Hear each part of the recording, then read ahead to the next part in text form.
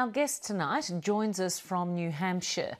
Daniel Benjamin is the director of the John Sloan Dickey Centre for International Understanding at Dartmouth College.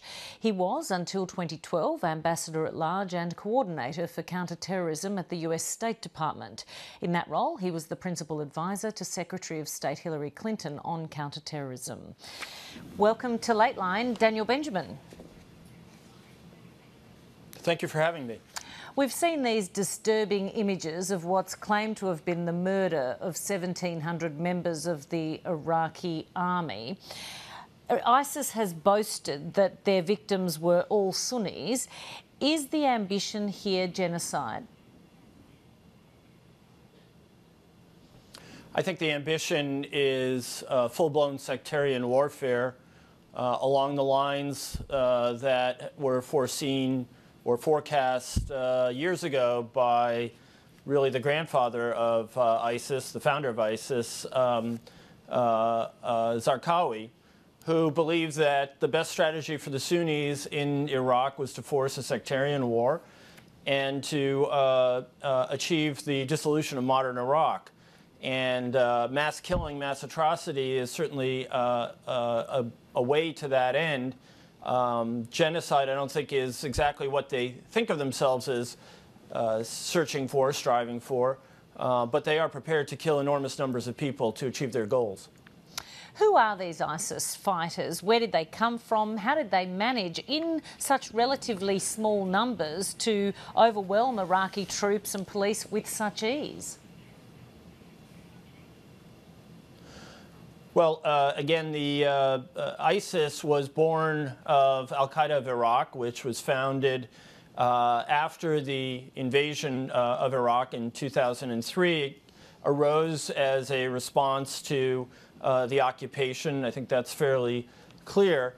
And there are outside fighters, foreign fighters, who have joined ISIS, but they are primarily in Syria. I think the fighters that we're seeing in Iraq are overwhelmingly Iraqi, and they have answered the call of radical Islamism, of a jihadist creed, in ways that others in occupied countries have, and that others around the Arab world have. And they have been particularly good at recruiting because of the sectarian divide that keeps opening more and more widely in Iraq. Now, the reason they've been able to succeed as well as they have with this latest offensive is because of the hollowing and systemic weakness of the Iraqi army. Nouri al-Maliki, the prime minister of Iraq, has seen the army that was largely created by the United States after the invasion as more of a threat to him and to his authority than he has as a tool for a unitary national state in Iraq. And he purged lots of generals. He's ensured that they didn't get the resources they needed.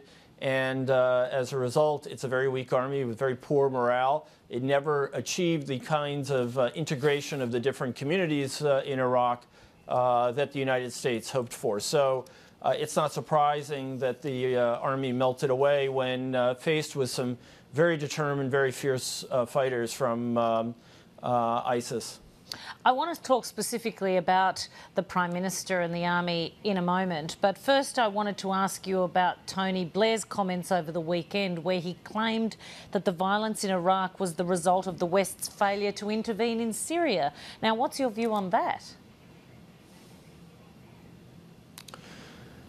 I'm a great admirer of Tony Blair's, but I think on this one he's partially right, but not wholly right. There's no question that the civil war in Syria has been decisive in terms of giving ISIS the resources, the capability, the manpower it needs to carry on this kind of two-front war that it is prosecuting right now. At the same time, it's important to understand that the invasion of Iraq in 2003 fundamentally changed the equilibrium in the Middle East between Sunni and Shia. And there were already very tense relations between these two communities. And the notion that Iraq, despite the fact that it was ruled by a Sunni minority and by one of the worst despots of modern times, the notion that Iraq would move from the Sunni category to the Shia category and be dominated, or at least highly influenced, dominated is too strong a word, highly influenced by Iran, was anathema to many leaders in the region, and certainly to many people, including very wealthy ones, who could support a rebellion. So Prime Minister Blair, I think, overstates the case. Now, he comes up with lots of hypotheticals in his article about what the world would look like now if Saddam Hussein were still in power and the Arab Spring had happened. And the fact is, these kinds of counterfactuals are impossible to really think through because history is so unpredictable, events are so unpredictable. The changing of the equilibrium in the region had an absolutely critical watershed impact on the events that we're seeing today. Now, ISIS has taken a significant swathe of land, most of the northeast of Syria, including oil fields, Iraq's second biggest city, and much of the country's northwest now. The question is, can they hold that land? I guess the better question may be, will they be left with that land in some sense? Because ISIS is a small organization. We're talking about thousands of people, not hundreds of thousands. They don't have the wherewithal to turn this area, which some are calling Sunnistan, from sort of central Iraq into the Syrian heartland. They don't have anything like the wherewithal to govern it. They do have the ability to go into cities, pillage them, carry out atrocities, remove money, remove weapons, and to move on, and to come back from time to time to carry out revenge killings or to make examples of people who they feel are not heeding their directives. So what I think we're facing right now is an ungoverned zone from Sunni western Iraq, central and western Iraq, well into Syria. Now, if the U.S. Or others were to carry out airstrikes against ISIS, and it's not clear that that can be done easily because these are very tough, moving, small targets, it might drive them back a bit. It might cause a pause in all this. But I am not certain that we're going to see the Iraqi army reconstituting, or even any of the Shiite militias moving far into the Sunni heartland to fight this. I think they want to protect Baghdad. They want to protect the holy cities of Najaf and Karbala, and ensure that their communities are safe. I think what we're seeing here is more ethnic cleansing, which has been going on in Iraq since 2003, more separation. Now, you were the head of counterterrorism at the US State Department in 2011 when the decision was made to withdraw all US troops from Iraq. What did you know about ISIS at that point? Well, I'm not sure we even knew the name ISIS at that point. I think we were still facing al-Qaeda in Iraq. It was only, I believe, in 2012, or we knew the name, but we saw it as al-Qaeda in Iraq. In 2012, we designated a group called Jabhat al-Nusra as an AKA, as another name for al-Qaeda in Iraq that was fighting in Syria. And that was a central participant in the Syrian civil war. ISIS has come to prominence when it disowned Jabhat al-Nusra for not following its directives.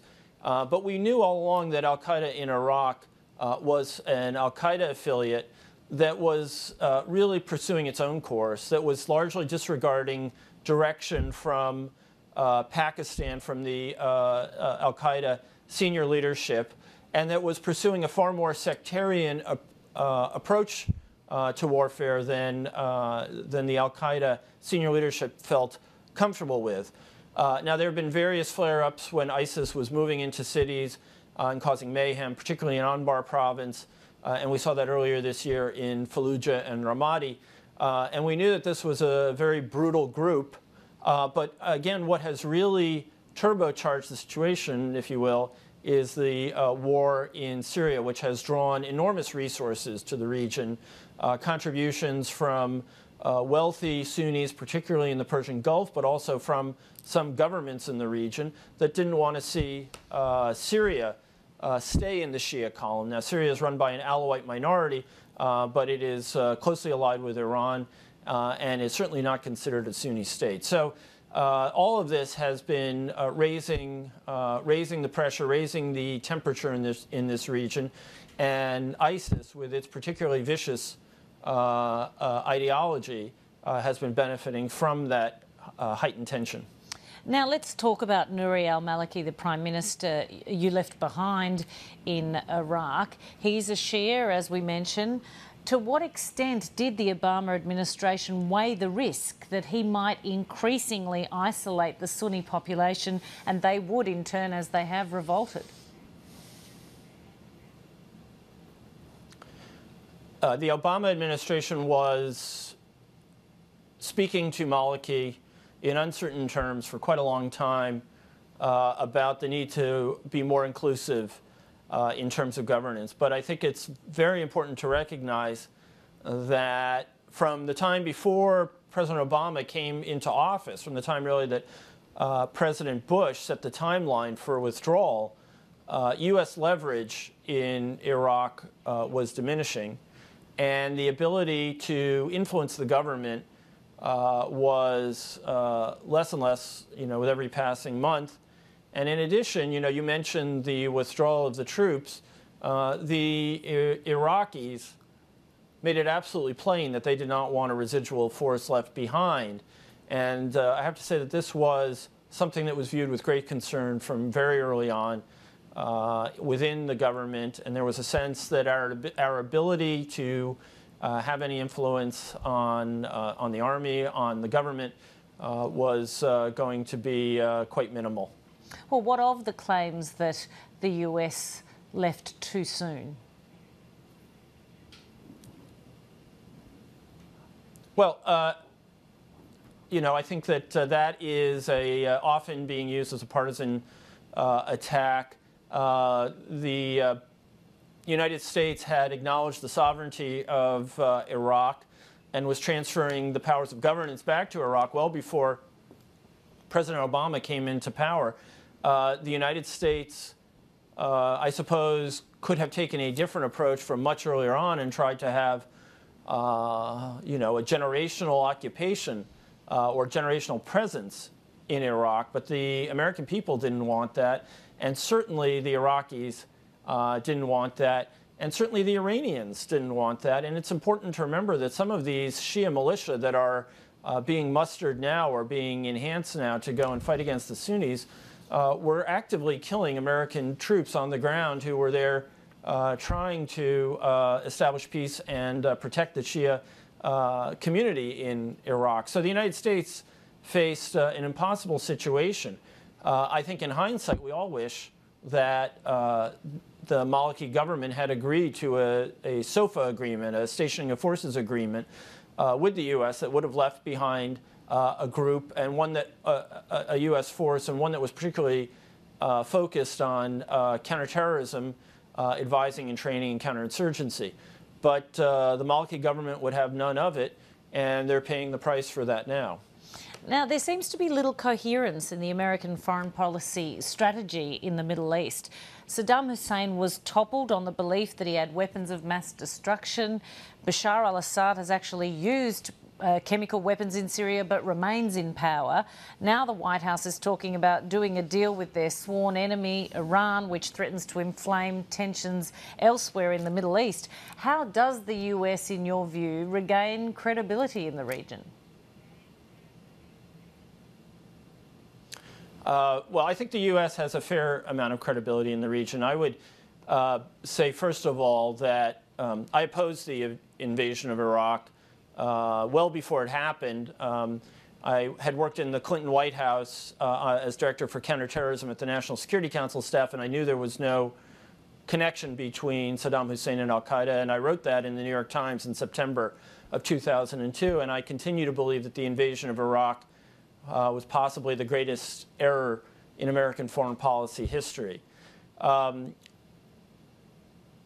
invasion of Iraq was also a direct consequence of the strategic shock that the United States experienced after 9/11, which was the most stunning attack on the U.S. mainland since the British reinvaded in the War of 1812. So there was, in a sense, a complete confusion and a vacuum of ideas of how to deal with this. And a coterie of people, including around President Bush, including President Bush, believed that a show of power by the U.S. in the Middle East would sort things out, and that Saddam Hussein was an intolerable presence who needs to be removed. I thought this was a huge mistake, and we've paid for it ever since. I think right now the course forward is going to be very difficult for the United States because, in part because of the removal of that disequilibrium, that upsetting of all the balances in the region, and because of the broader conflict between Sunnis and Shia, and the kind of warfare we see in Syria, the United States, even with the best of intentions, wouldn't have the wherewithal to sort all this out. And as we know, occupation carries with it enormous problems and has a radicalizing impact, and it will drive people to become anti-American, to become either jihadi or Shia anti-American.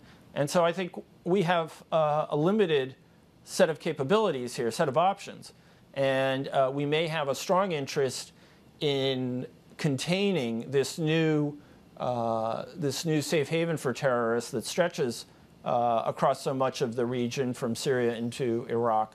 But I don't think that we have the ability to nation build any further, to in any way reset the situation in Iraq.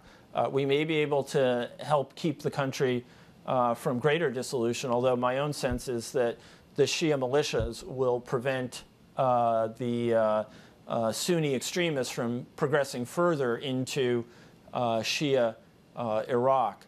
So I think the country will hold together, at least a rump Iraq will hold together. And the parties are going to have to decide whether or not they want to continue fighting or want to have a unitary nation. And I think it's an open question whether they are capable of having that kind of dialogue and making that kind of decision. Daniel Benjamin, we're out of time. I thank you very much for joining us tonight. It's been my pleasure.